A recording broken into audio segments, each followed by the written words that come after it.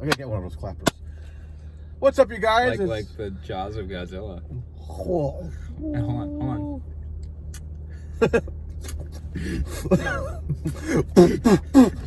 Kissing Godzillas.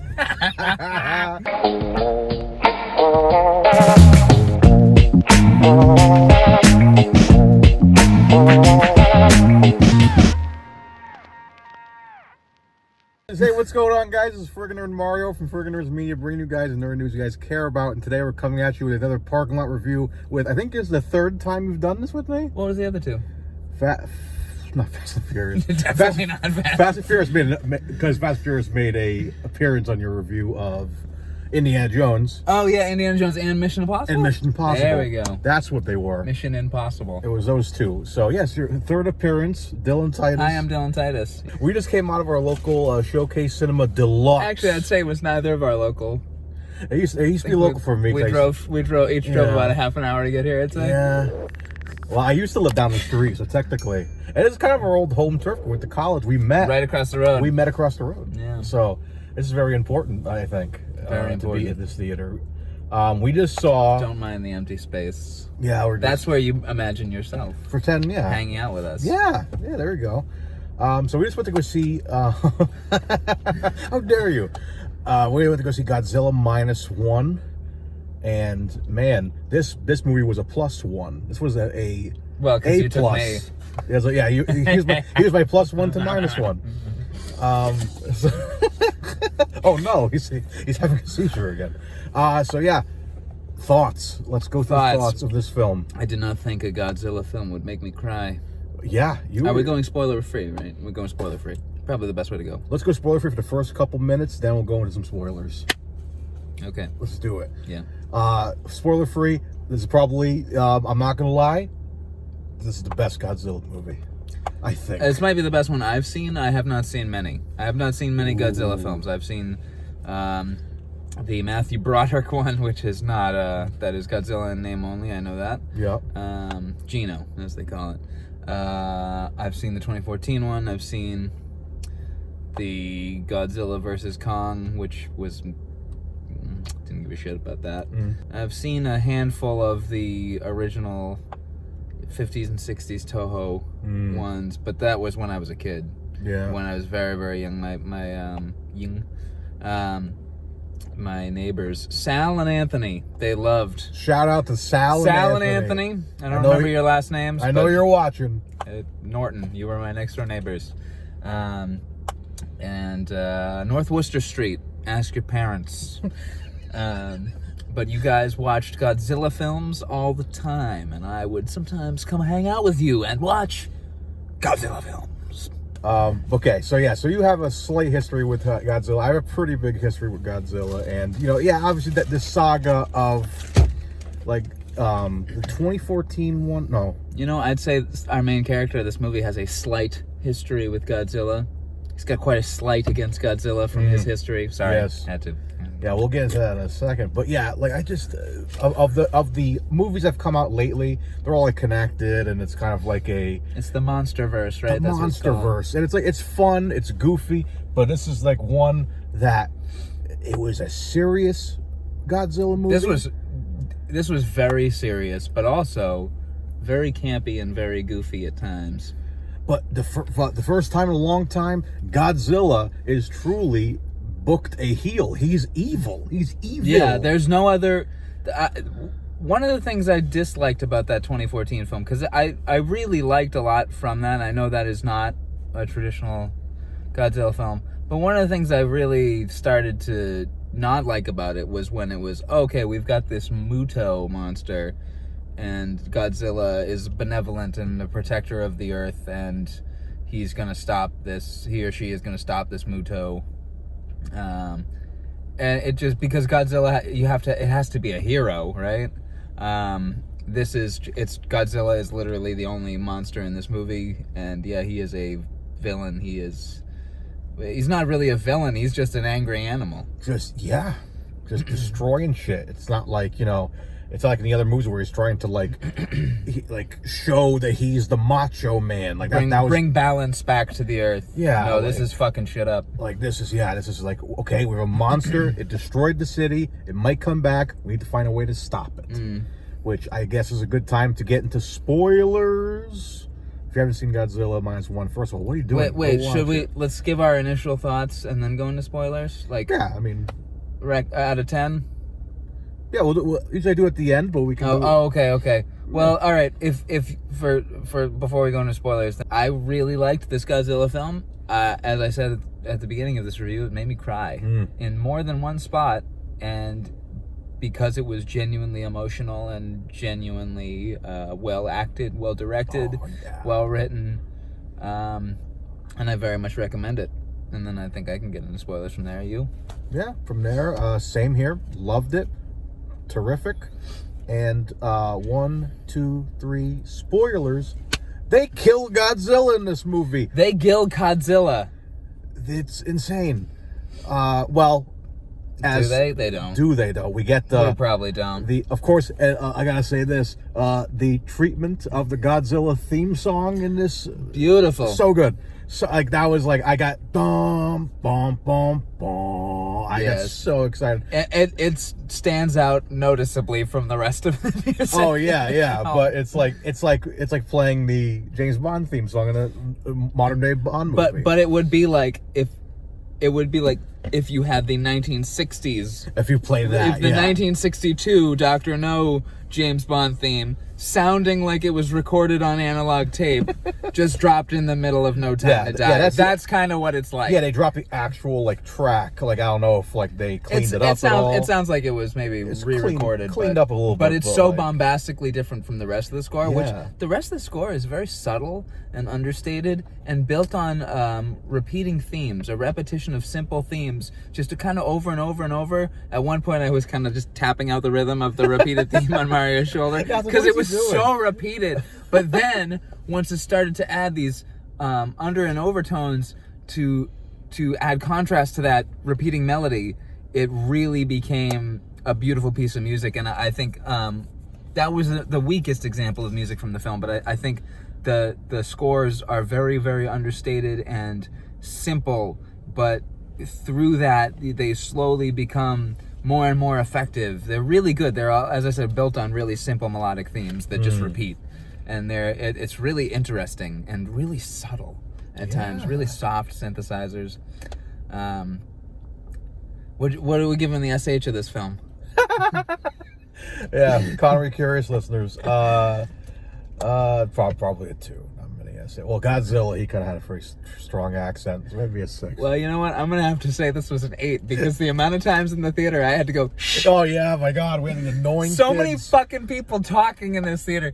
This film isn't Japanese. It's entirely dubbed. And I think it led some teenagers to go, we can just fucking chat away this whole time. Yeah, but which is the opposite, because if anything, you need to pay attention more, because I have to read. I have to read for 2 hours. Well, if I can be honest, the reading did not... The dialogue was always very straightforward. Yeah. So I always just looked at the subtitle once and completely understood what was happening. Even if I didn't fully take in that line, I knew exactly what, between the brilliant acting and the straightforward dialogue. Not sugar-coated, not poorly written, just straightforward. Every word is pretty much exactly what it needs to drive the scene forward. But it's kind of like a Christopher Nolan film. Yeah, it was like very simple.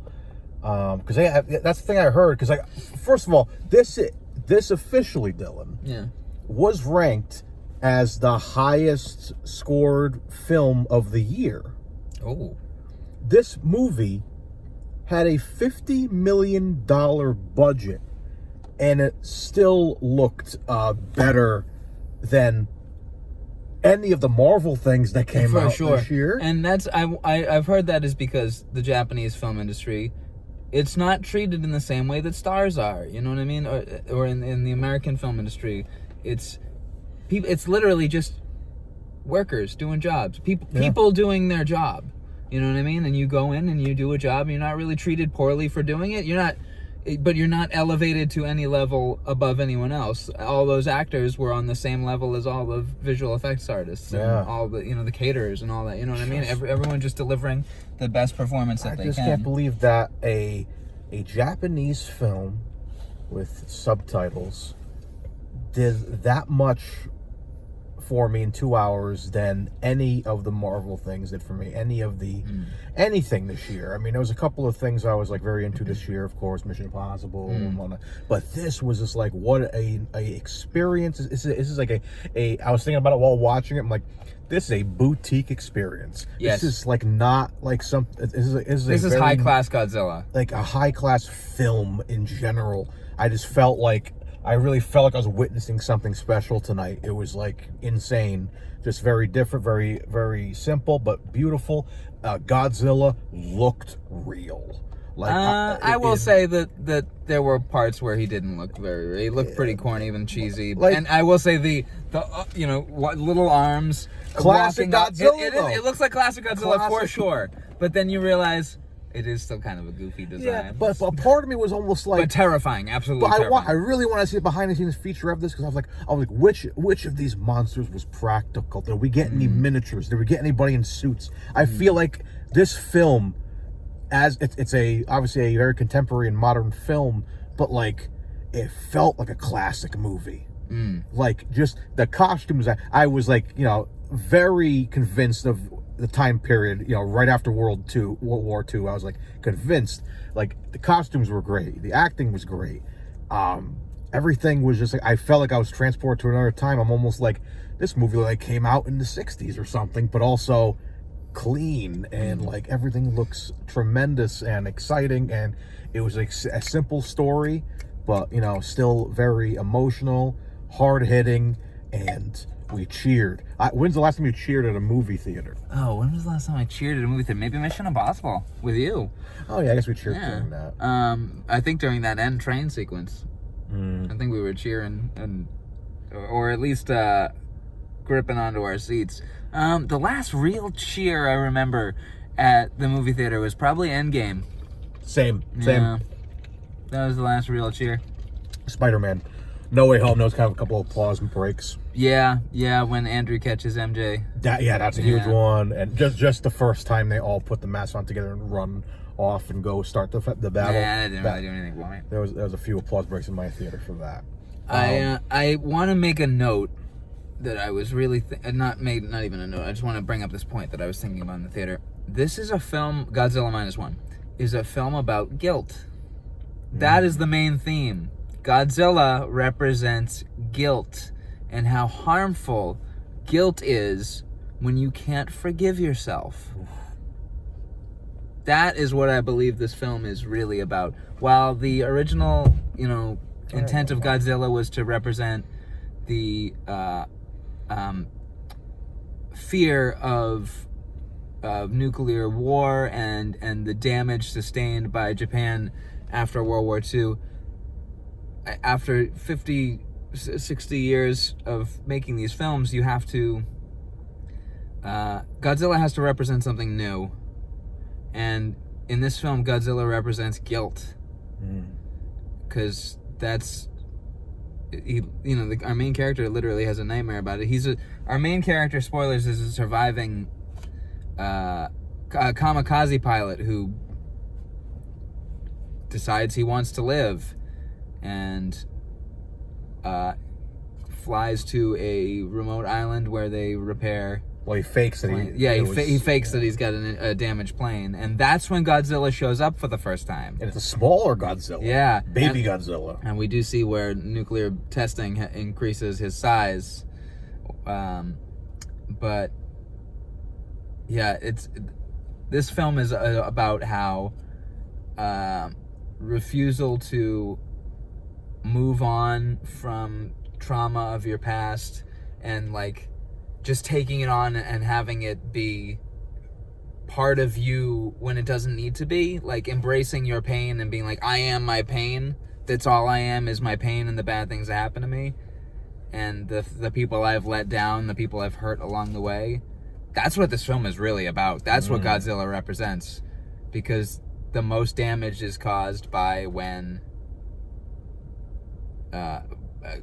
basically Godzilla shows up at times of massive guilt for this character, representing his inability to be a better person in the eyes of the society around him, and thus in his own eyes.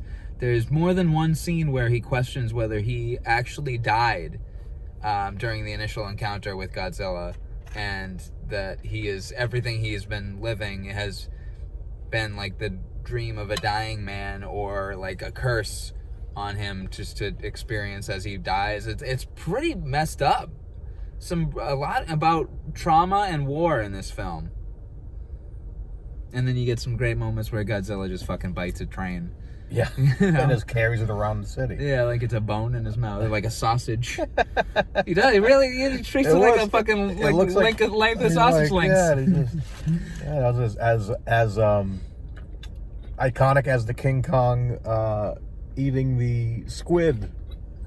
Was it a squid or an octopus? Is that the new one? The newer. I haven't watched that. I think it was Skull. No, I think it was Skull Island. I haven't watched that yet. Oh, you haven't watched it? That one's good. That Talking about Marvel people.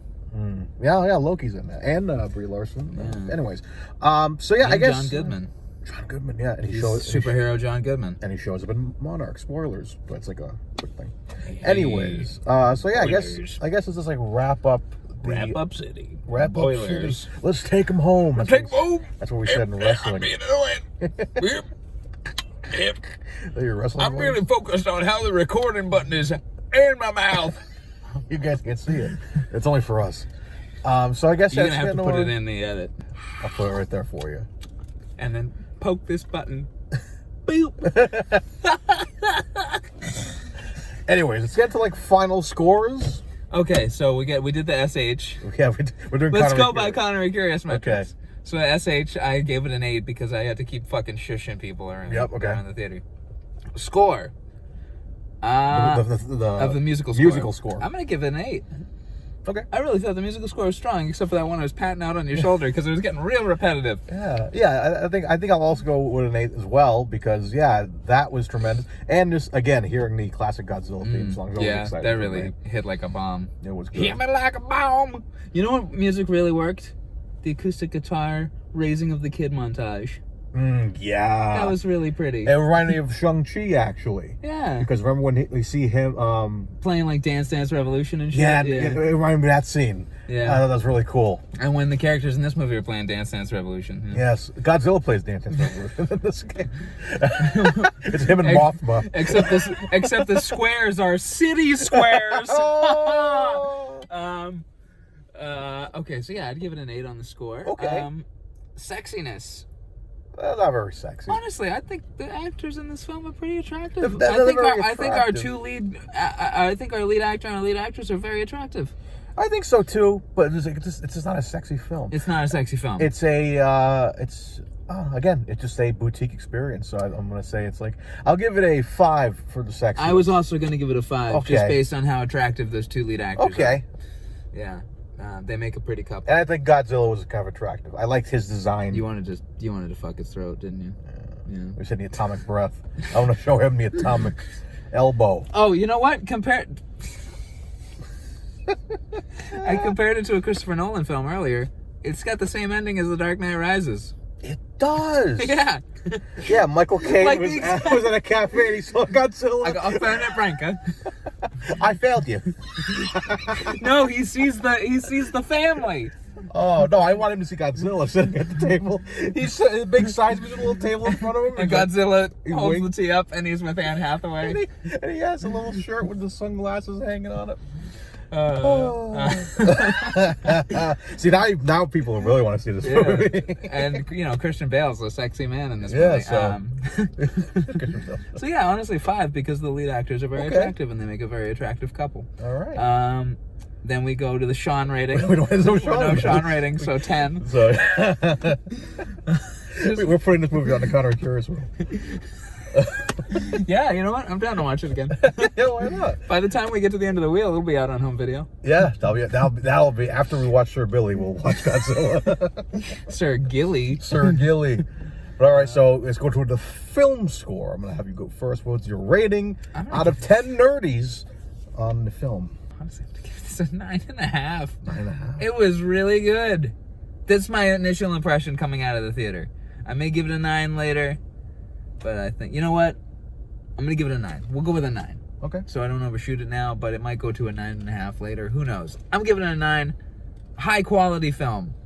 I didn't expect a Godzilla film to actually make me emotionally feel something and cry. Actually cry from my eyeballs. Like, you never, like, in any Godzilla movie, or King Kong, whatever, they always have that human element, and you never give a shit about those characters. You're like, who cares? Maybe in Jackson's King Kong. Jackson's, yes.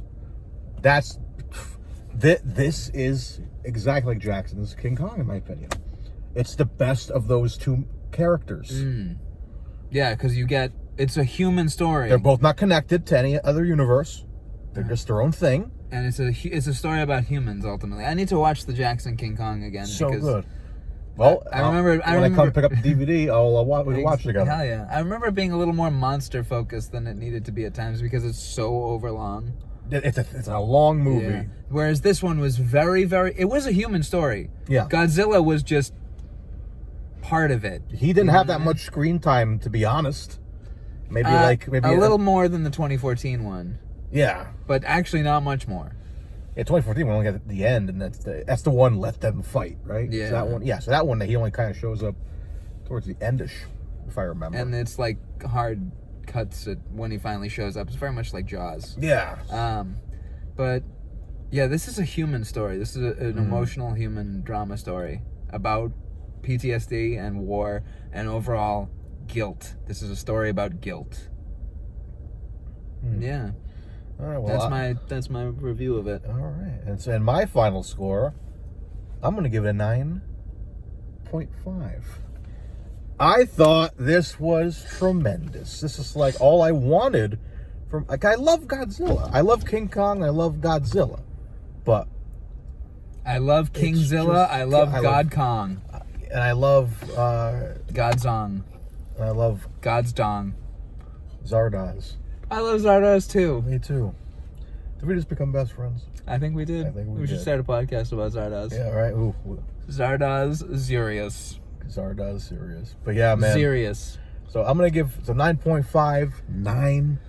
Go It's see an average it. of 9.25. Yeah. It's pretty damn good for a Godzilla film. When you think about it. That's the thing. I was like, who knew we were going to, like, give a high praise to a Godzilla flick? Whoa. So the ending of this film is like Dark Knight Rises, but it's also like the rise of Skywalker. It is very Star Wars-esque. No, it's almost exactly like the like rise when they're of all Skywalker. hugging and Chewbacca gets his medal and shit? No, when all the ships show up at the end, like you're not alone. Oh, that. And yeah, I want to I want in that sequence to cut in old Lando going. 145. I hate that movie so much. Give Leia Fuck my Rise love. of Skywalker. It sucks. Terrible They movie. know my hate about that movie. But guys, thanks so much for watching this. Go check out Godzilla Minus. Go check out Connery Cure's tightest compositions and everything this man does. Oh, thank you. And we will see you guys on the next one. Till next time, stay friggin' nerdy. And and stay. Wait, we gotta do it as we normally do. Oh, I've been Mario Lima. And I've been Dylan Titus, and as always, folks, Stay friggin' nerdy and stay curious. and stay Godzilla.